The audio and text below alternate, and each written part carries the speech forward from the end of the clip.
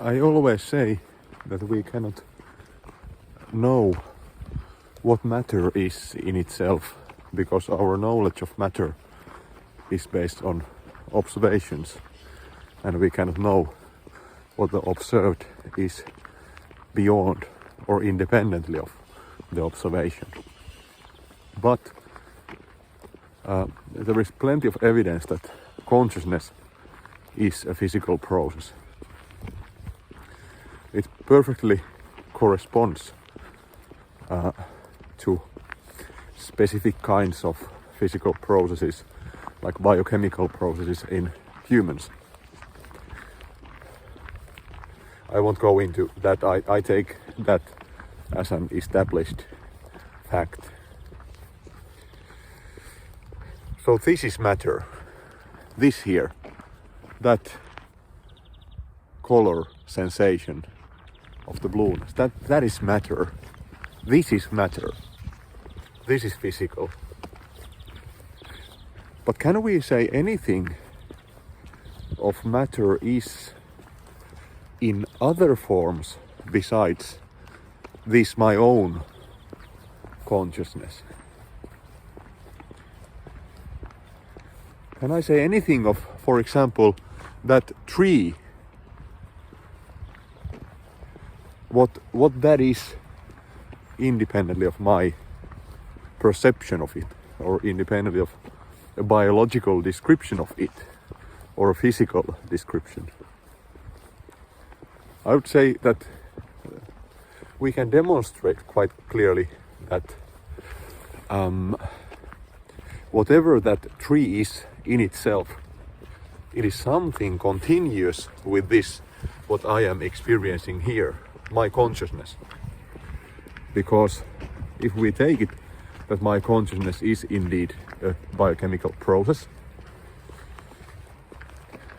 that is, it can be scientifically modeled as a biochemical process. And we also model trees as biochemical processes. So trees and consciousness are of the same kind.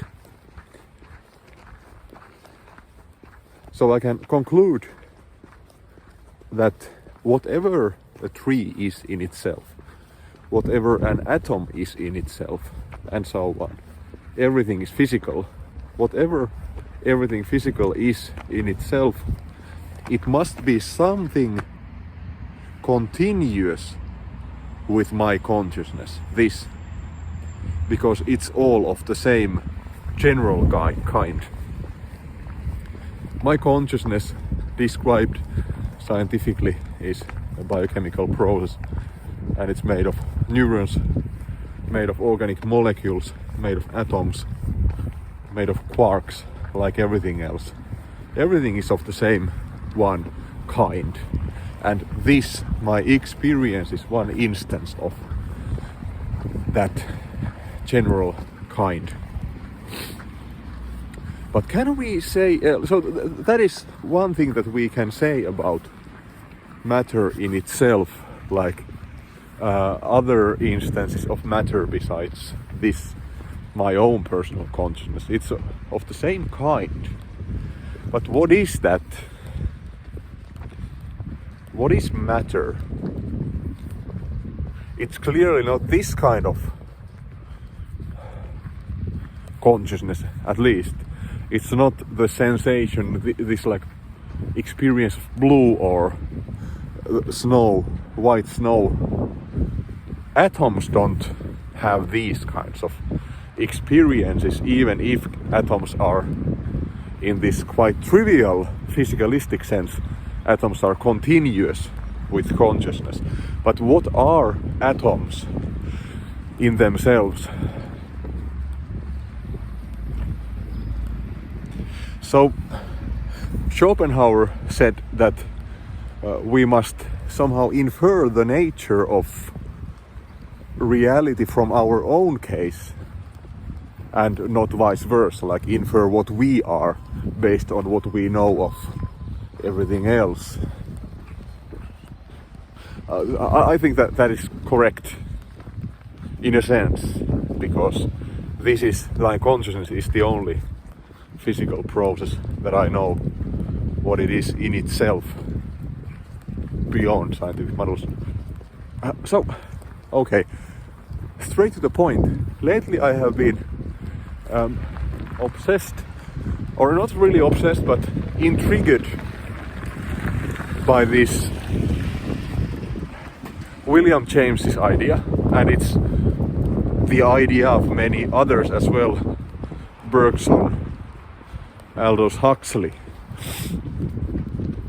and even it's visible in the entropic brain hypothesis in neuroscience nowadays. And this is a really interesting combination. That matter in itself is a bit like white light. In the Big Bang, all matter was just energy, nothing but energy. My hand is getting tired. White light, energy, and the energy transformed into this, what we typically call matter, particles and so on. Things with extension. Although I don't know if physicists nowadays believe in extension. But so matter is like white light that is transformed into colors by a prism. The prism would be, by analogy, our brains and bodies.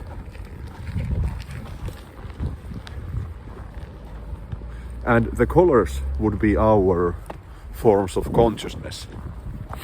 The sensation of that blue sensation would be, well, incidentally it's a color, but also my tactile sensation when I'm holding the cell phone, it's like,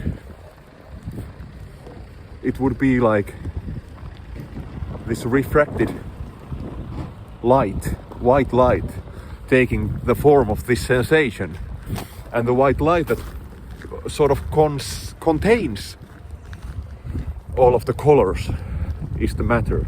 Matter is like this hylomorphic substance that can take different forms, like in Aristotelian hylomorphism, and the forms are us or this. So this idea, it's also in Pink Floyd's album cover, Dark Side of the Moon. It's a really great album, and they were influenced by psychedelics. This building here is a pharmacological institute here. They don't make LSD, I would suppose, but they could. Sorry, I become like this, sideways, or like I become like, I have these associations. Dark Side of the Moon album cover with a prism.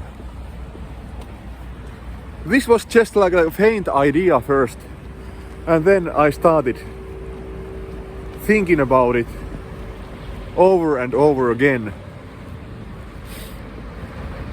And somehow it feels that it's true, or that there is something interesting about it. Terrible noise. There are cars. I hate cars. And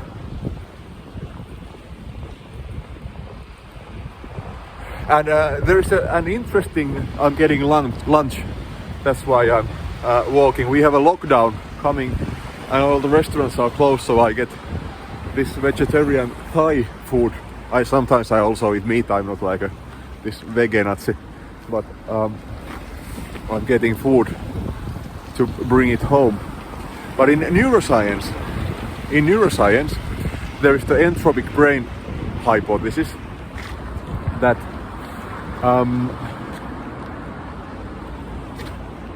when you take a psychedelic substance, the entropy in your brain goes up, so it becomes more chaotic, less organized, less predictable. And some people even say that it's like the activation diminishes. Although this is something I have to check. Maybe the activation doesn't diminish, but instead, at least I know that it becomes more chaotic, more entropic. In death, when we die, I haven't tried it, but someday I will. Entropy increases likewise, and many people describe the psychedelic experience as ego death, or like literally a death.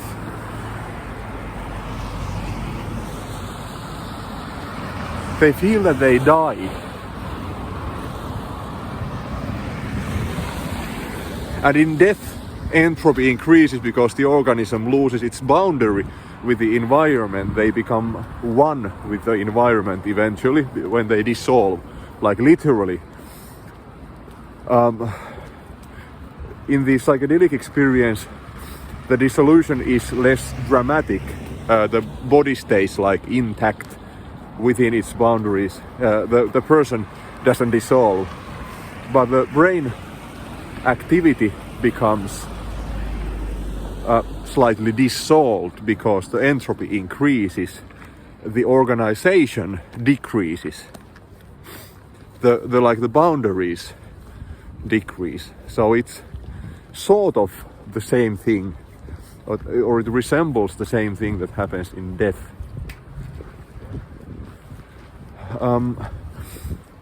But this association, this is something that I will look into, read more about it, because the neuroscience and the philosophical or even mystical or spiritual aspects coincide really interestingly.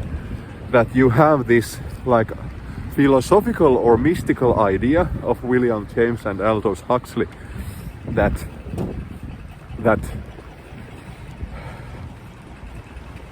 matter is like this. Matter is consciousness. Matter is consciousness, and it only takes different forms. It is like funneled into these smaller forms, like my consciousness now.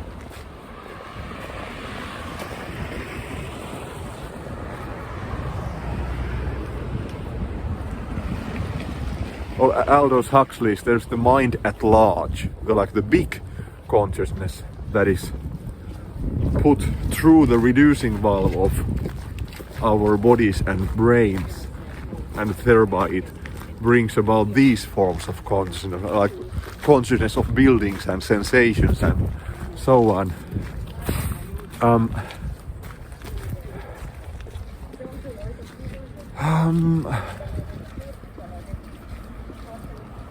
And in Zen philosophy, reality in itself is sometimes called the mind with a capital M, and it's equivalent with the notion of emptiness. It's somehow mind and emptiness, and it's also called one with a capital O.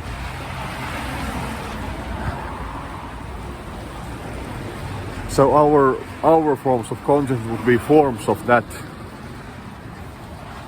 one. And in neuroscience, I'm here at the walk place. I have to stop walking. I try to stop, but I cannot stop thinking about this because it's so important. In neuroscience, likewise, you have this hypothesis. I have to read more about that. The entropy goes up, the organization goes down, and maybe even like activity in terms of this blood oxygen consumption. I don't know, does it go down, like really? that the energy consumption would go down. At least like overall energy consumption in the brain goes down because the default mode network goes down, and it's the like most the one process that consumes most of the energy in the brain. So at least overall consumption goes down in oxygen and glucose. But this is like really interesting, and I have been trying to search on the internet about this, and I haven't been able to find articles, especially on the philosophical aspect. There's like lots on the entropic brain hypothesis, but not on this philosophical. It's James Huxley Bergson. What happened after that? Hasn't anyone like developed this idea more recently? Now I will stop and get the food. Now I got the food. It's very good.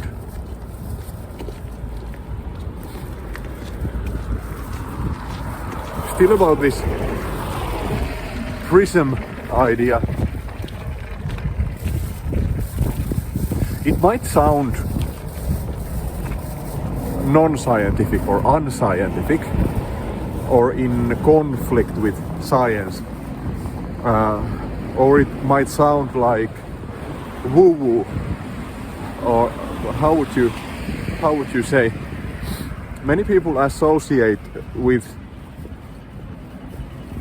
religion and spirituality afterlife. William James discussed in his like lecture on Immortality, this Ingrel, or what were they, lectures, that then Walter Panke gave his lecture about using LSD on dying patients. So I found this William James article or lecture from Walter Panke's lecture on using LSD on dying patients, because that's one of the applications of this idea, that you can relieve existential angst, the fear of death, through this philosophical insight that really human consciousness is only one shade of universal consciousness, if you put it slightly like this, poetically or religiously. But I don't think there is anything that conflicts with science here. I'm a physicalist or a materialist. I believe that everything is physical, everything is material, and I don't believe in anything supernatural. Consciousness, even though it's like deeply mystical and amazing and beautiful, it's all natural, it's all physical. That's just a word to describe reality, physical. It might sound dull, but this is physical. These sounds, which are a bit terrible right now, but that shade of the sky, which is pretty.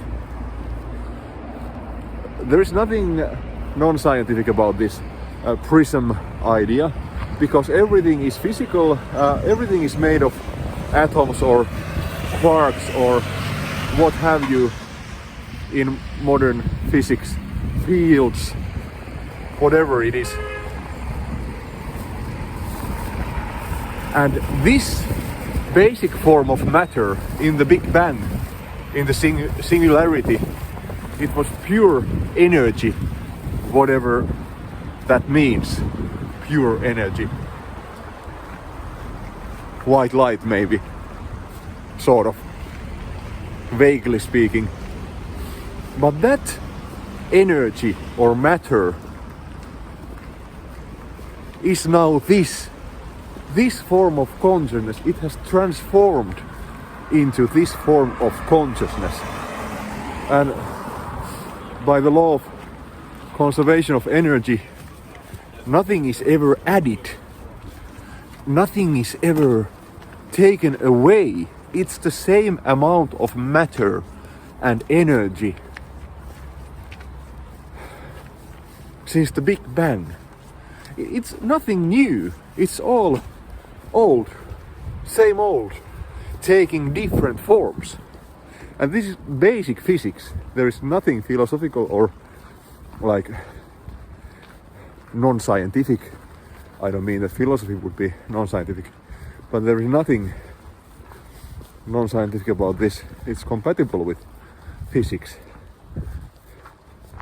Matter is all that exists, and it takes different forms. It takes the form of hydrogen,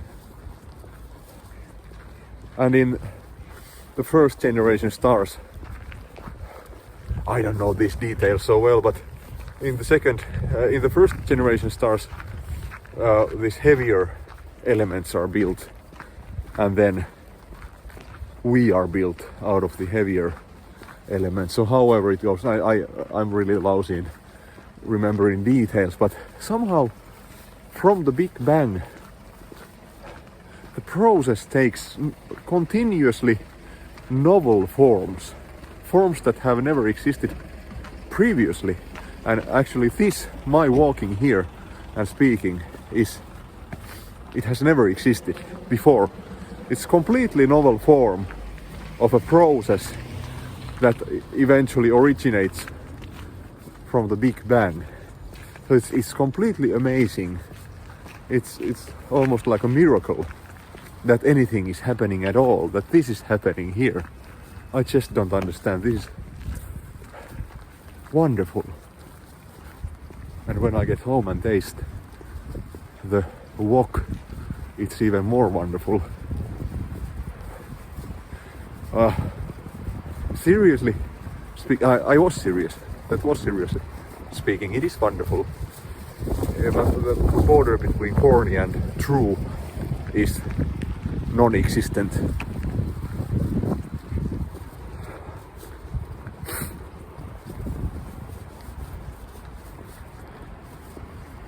It's so compatible with physics. That white light that the prism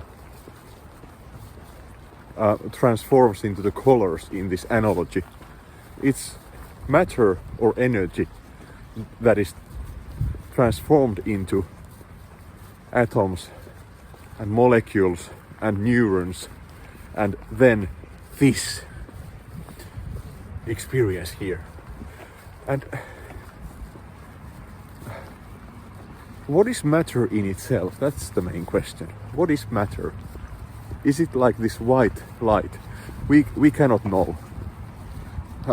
You can believe in that if you want, and I think that kind of spirituality, or you could even call it religion, it's perfectly fine as long as it's compatible with science.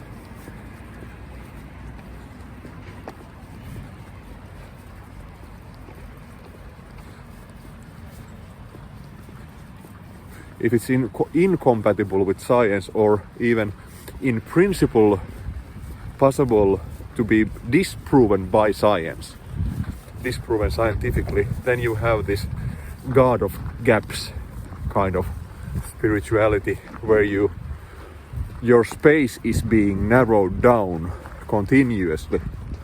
You don't want to believe in the God of gaps or spirituality of gaps.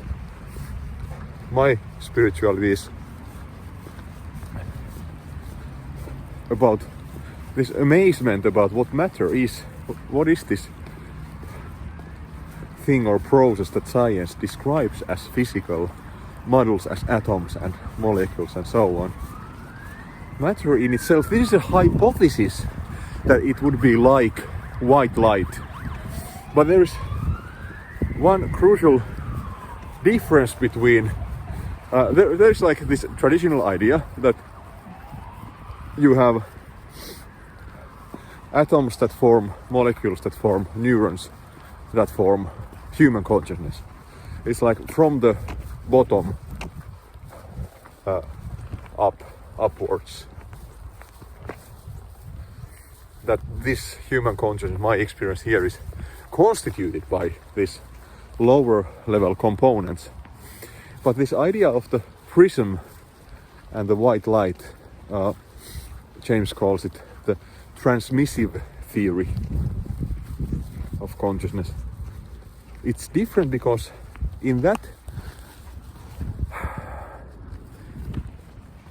I stop for a moment. I have to think more slowly. It's different because you have this like sort of big consciousness, and it's reduced when human consciousness is formed, or mammalian consciousness, or whatever.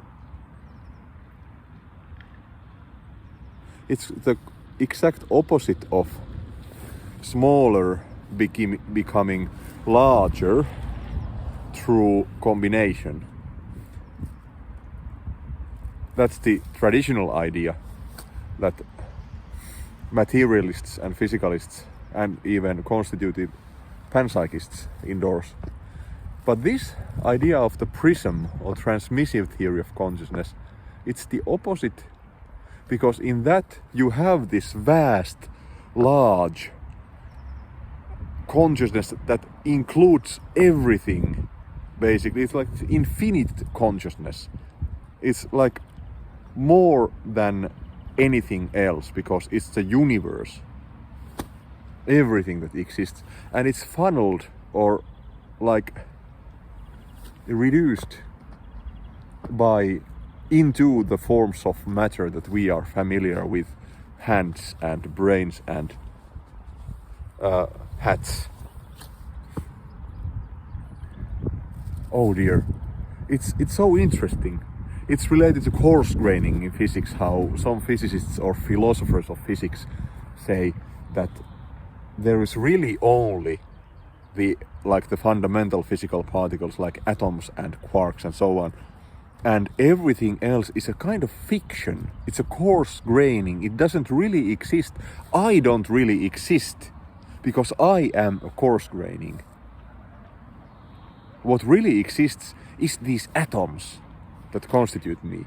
I don't know, it's somehow related, but let's ignore that. Now I will go home and eat this wok. But it's, yeah. I will continue thinking about this. Bye bye.